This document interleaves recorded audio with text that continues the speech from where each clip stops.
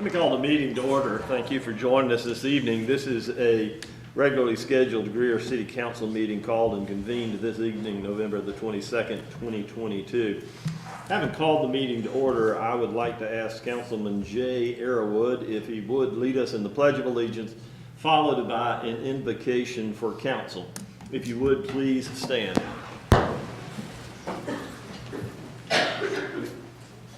I pledge allegiance to the flag of the United States of America and to the republic for which it stands, one nation, under God, indivisible, with liberty and justice for all.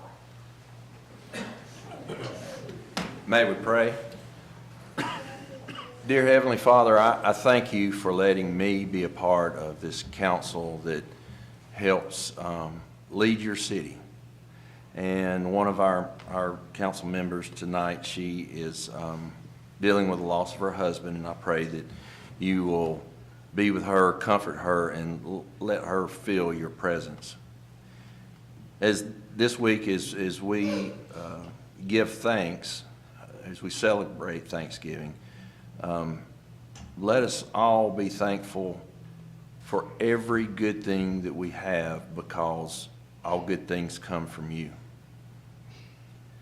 Lord, no matter what our station in life may be, help us always to be the servant for you, the servant to others. Thank you for blessing me and this council. Thank you for blessing our city. In Jesus' holy name I pray. Amen.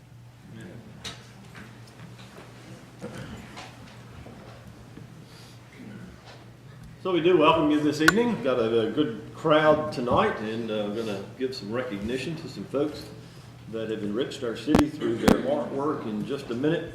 But we've got an item or two to dispense of first. In public forum, did we have anybody indicate this evening, Ms. Duncan, that they wanted to appear in public forum? No, sir. With that then, council, let's move to the minutes of the council meeting. The last meeting was November 8th, 2022. I'll entertain a motion that those minutes be received. So motion. Second. And a second. Any items of note for the clerk? Hearing none. Ms. Duncan? Mr. Arrowood, Yes. Mr. Booker, Yes. Mr. Dumas, Yes. Mr. Bettis, Yes. Mayor Danner. Yes.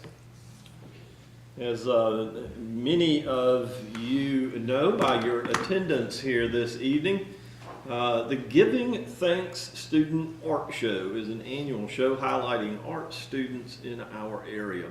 The show is open to all Greenville and Spartanburg County elementary, middle, and high school students.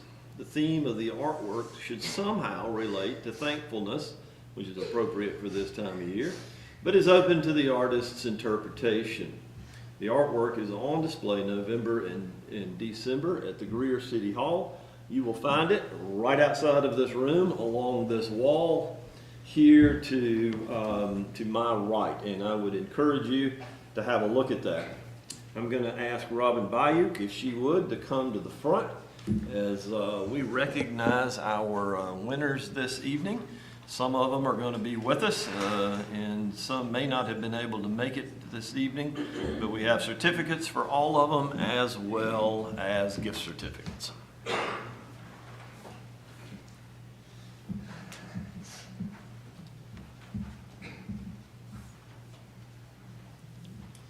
So when I call your name, if you would, or when I attempt to call your name, if you would, come to the front, and if you'll stay here, we'll get a picture once we get everybody here.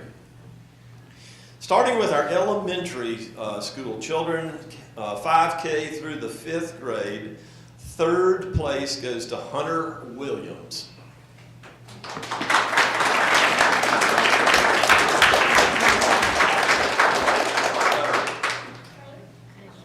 Stay right here, buddy. If you'll stand right over here, stand right there. Good deal. Just stay with us, okay? Second place goes to Cammie Payne.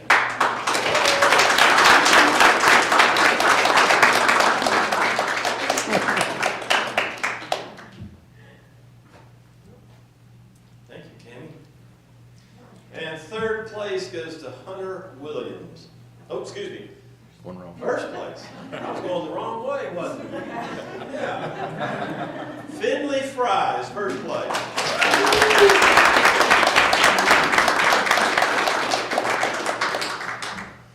Thank you, Finley. All right, let's move to middle school. Third place is Velia Kaparotsky. Oh, she's not here. Don't tell her I butchered her name. Or even she didn't recognize it. Available. Second place is Paisley McPeters.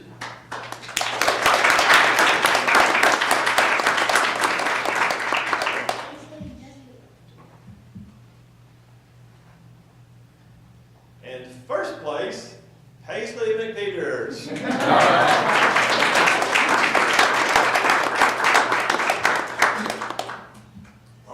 Make some room for our high school and mixed media folks. We've got two fourth place winners in the high school division, and that is Maddie Phillips.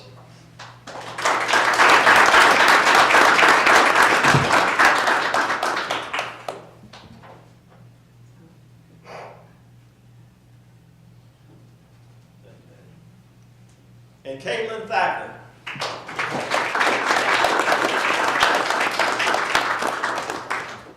Third place goes to Donovan Hawthorne.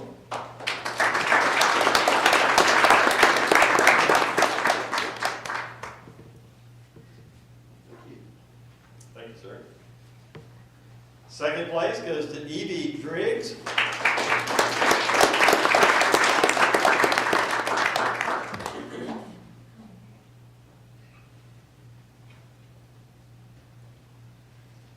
And first place goes to Yahira Antonio Martinez.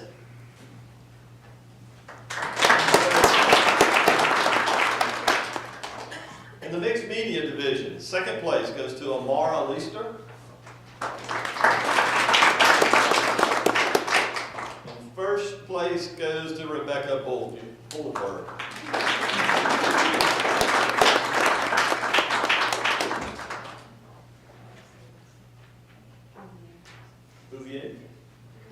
Bouvier. Let's give them all another round of applause.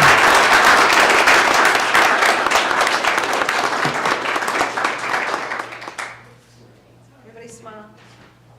All right, here we go. Thank you. Thank you, guys.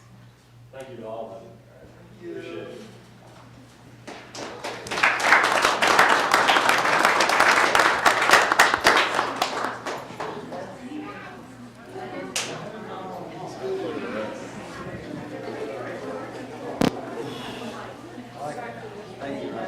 Thank you, Robin. Thank you, Robin. Well done, Robin. Thank you. No, those people from Abner Creek, brother.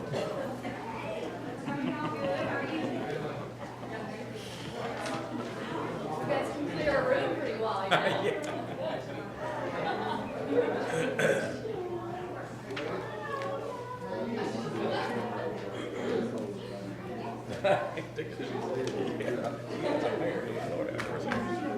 We have the same kind of demeanor. Yeah.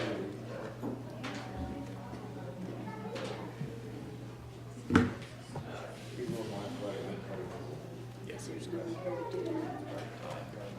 no. I'm just going to push it to the next one.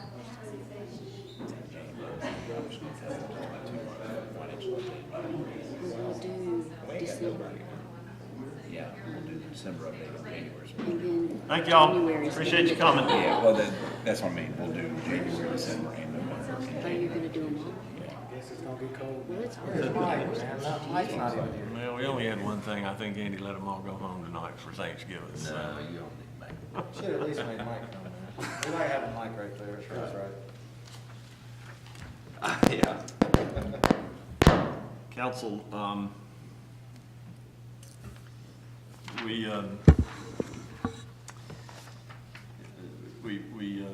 show our diversity in the names of our art winners. That you can tell that we are a community on the grow, and I think that's great in terms of the types of art that they represent and the families that they represent. I apologize to those that I butchered their names. I remember one of the first events I did as a newly elected mayor was to go up to the high school and welcome a group of German students that were coming to Greer to spend a semester at the high school. And it didn't go well. We'll leave it at that. Robin is usually pretty good about getting me some phonetic spelling, but we must not have had time tonight. But nevertheless, always good to have our youth represented, and I would urge y'all, if you haven't had a chance to take a look at the art, to do so. We've got some really good pieces out there. And so with that, you will find in your packet tonight the departmental reports. Most of our folks from the various departments have been given an evening off. We will have an update in our next meeting in regards to the financial report. And so with that, you know that Mr. Merriman will be glad to assist you with any questions in regards to those reports and or the department heads. I do have one question. When I was looking over the reports, public service, they were indicating the tonnage of, and I'm going to group it all together, of recyclables that they were hauling off, like e-waste. Do we do that? I thought that was part of the contract with. It's part of the contract. No, we just report what's being collected. Okay, because it was showing, what did it say? I think it said something about hauled to the dump. Let me see. Under the solid waste division, garbage recycling collection, are you referring to the total tonnage as of, let's see, in October for recycle center, or is that what you're talking about, the 37.35 tons there? No, I'm sorry. This was just a question that popped up in my mind, and now, but it was 27. If it's e-waste, that's not part of the contract. We haul that separately. Is that the 2 tons that were hauled? Okay, yeah, Yeah. that's right. On the bullet points, they hauled 7 loads of construction material. Yes. And they hauled 2 loads of e-waste. Those are separate. The construction material and stuff is separate outside the contract. Okay, Yes, sir. Okay. Do we take couches and chairs? We do schedule bulk pickup. Yes, sir. Oh, they'll pick it up? We just need to be scheduled through Meridian. Others? Mr. Merriman, the floor is yours, sir. Thank you. And council, by the way, just, I know I don't need to tell you this, but I'd like to tell you, remind you, just, I've given Susan the night off, so she didn't have to, she's not going to do the financial report given the light agenda that we had tonight. But if you ever have a question about anything pertaining to our financials, do not hesitate to call me or David or Susan at any time, and we'll get you that information. By way of an administrator's update, just a reminder, we are the Cops and Gobblers Drive. Our patrol division has prepared food boxes to provide Thanksgiving dinners for families in our community, and the PD appreciates the efforts to serve our community and the generous donors who made it possible to care for those folks.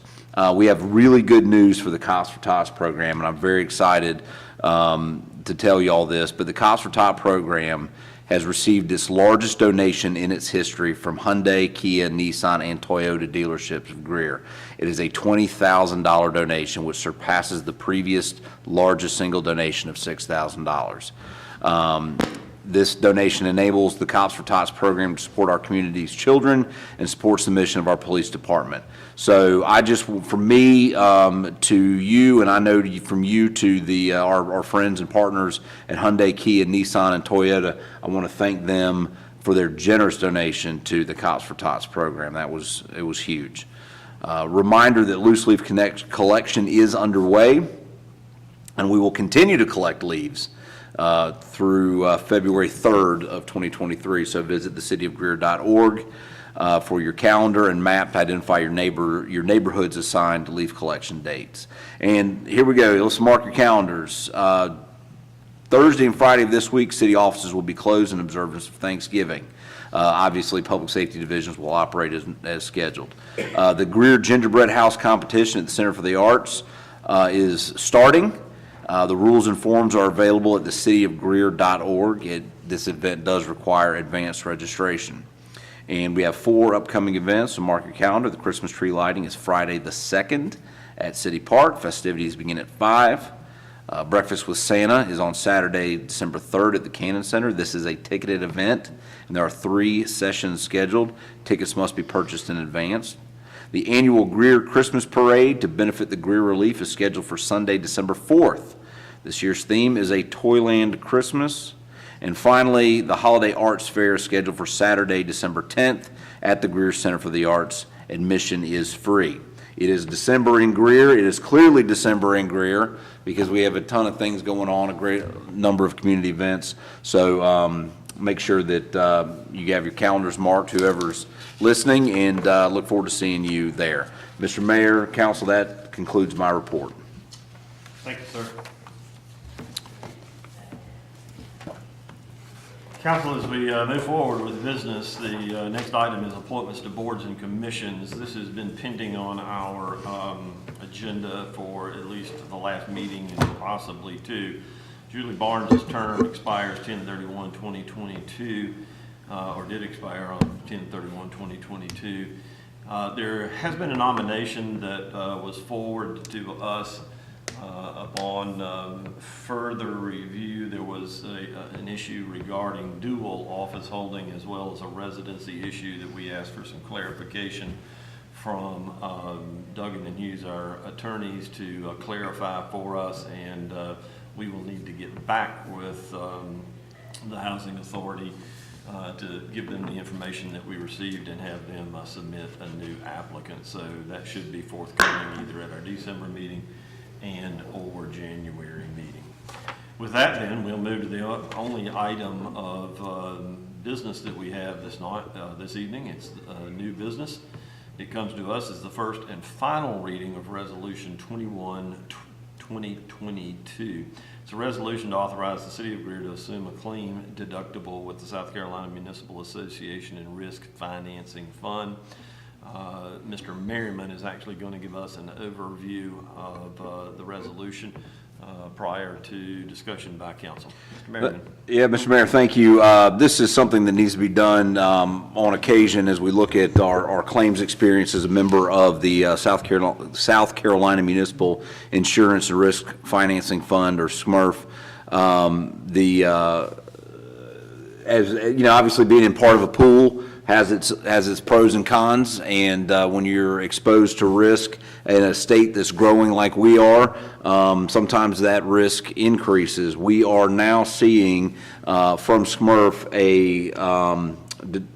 we are seeing an increase of 36.98%, which for us is an increase of $165,822 increase for us moving forward. Now, what we are looking from council for is we are looking to offset the rise in the premium. We are looking to increase our deductibles. So in your packet, you'll see a memo that covers that, but just by way of information, we're looking to increase our general liability, auto liability, law enforcement liability, and public officials liability deductible to $50,000 from $25,000. This will yield an increase in deductible credit of $54,000 and some change, with a potential net savings of $106,000 over 5 years. The second part of that is we're going to increase property, inland marine, which is our equipment, and auto physical damage, which is comp and collision, our deductible from $2,500 to $2,500 from $1,000.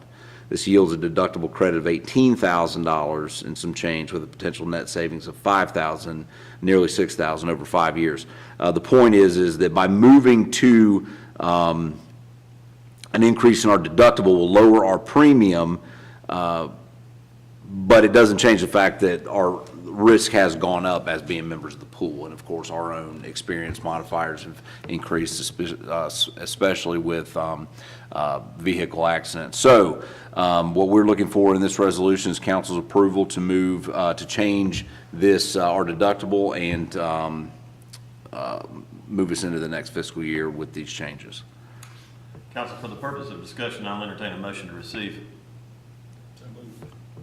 And a second. Second. Floor is open for discussion. Do we budget every year for a deductible or an amount for the deductibles? And as, like we're going to a $50,000 deductible for liability, and that's per claim, I would assume. Yeah, under insurance, Mr. Arrowood, we obviously put our premium dollar amounts in there because that's known. The unknown is what those deductibles would be, and we just base that number on experience from years before. So it's a little bit of a moving target. Hopefully we have good years. Some years we may have bad years, but that's how we budget that. But we do put dollars aside. For the deductibles, yes, sir. Okay. So our experience modifier, the 30+% increase, is that for a single year, or was that a cumulative over a period of time? How does that work? Well, it's not for the year. It is, well, excuse me, for the program year 23-24. So it's based on how the pool performed in the last year. So basically it's been a rough year and throughout the pool. So was that applicable to the entire pool? The whole pool saw the increase. Yes, sir. This isn't just us. We're just trying to mitigate those costs by, the premium cost, by upping our deductible. And then doubling down, of course, on our safety program, which will mean we're not paying these deductibles.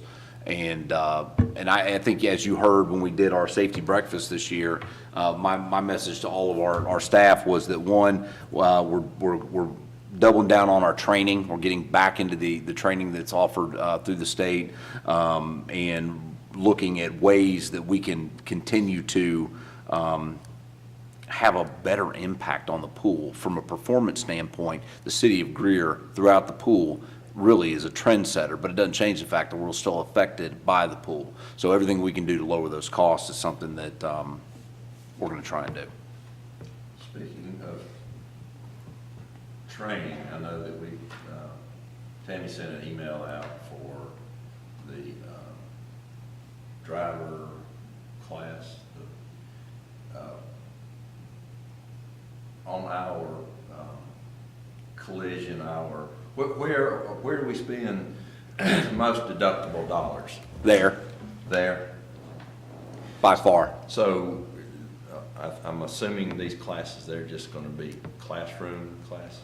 Yeah, most of that stuff is, there's some things that can be done through online training that's offered through the state. Some of it can be in person, it just depends, but all of those things kind of go to the checklist of things that you're doing to do everything you can to not negatively impact the pool. Does I know the FD, they have driver training and all that kind of stuff. Does the PD, do they have? PD is required to do those as part of ongoing training, and we're making sure that the rest of our staff throughout the departments are going to have the similar training. Hands-on. Okay, good. Others? Are similar sized cities in the pool as well, like City of Greenville? They are. Things like that? Most of them are. Do we have any repeat offending departments that are increasing? Well, I don't, not to throw the book at anybody. I would couch my answer in the form of exposure and who's more likely to get into some sort of vehicle collision. And we all know that that's going to be the PD because they're exposed to more. They certainly log more vehicle miles than any other department.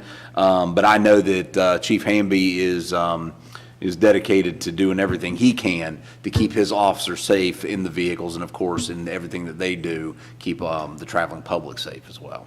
I guess I should have phrased that question. Is the PD? We're working on it. I had a wild guess, I just figured it was that one. Well, my experience, just looking at other, and I know we've got a vote here, but, our PD generally, they are driving within the realms of as the law says that you need to drive.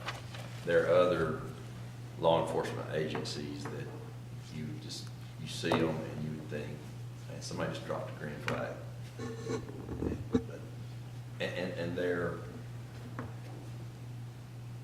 experience shows that as well. Yes, sir. Others? Questions? Comments? Discussion? Hearing none, Ms. Duncan? Mr. Arrowood, Yes. Mr. Booker, Yes. Mr. Dumas. Yes. Mr. Bettis, Yes. Mayor Danner. Yes. Council, I hope all of you have